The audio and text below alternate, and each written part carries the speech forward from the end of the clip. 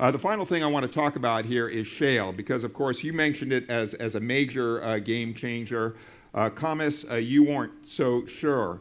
But if the U.S., as many predict, becomes a net exporter of oil and gas by 2020, in part because of shale, what are the ramifications of this, for your industry in terms of pricing, number one, and number two, what is the ramifications for the U.S. commitment to the Mideast, to the Straits of Hormuz, especially as it pivots more towards Asia?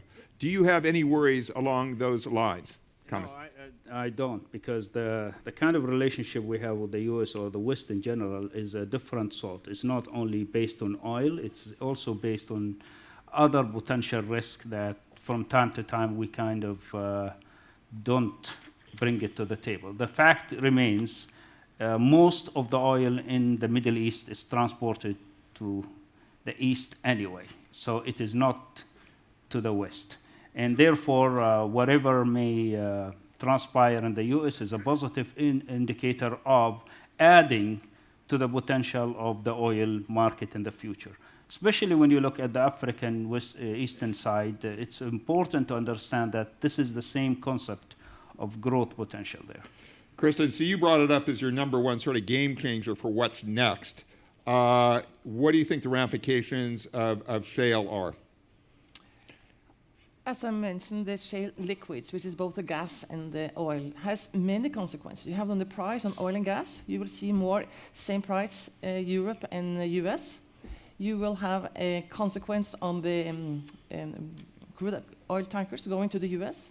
They go other places. They go shorter distances. You have more chemicals going from the US.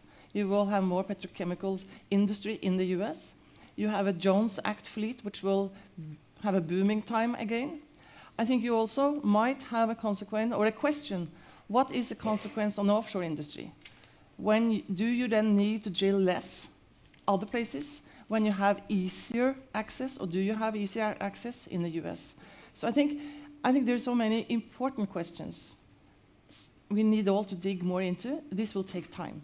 I think we have to be humble as to this, the effect on all of us. Well, I think this will give us a lot to talk about when we meet 2 years from now, because shale is not going away. Let's have a big round of applause for our panelists. Terrific discussion, terrific insights. Thank you so much for all being here. Greatly appreciate it. Yeah.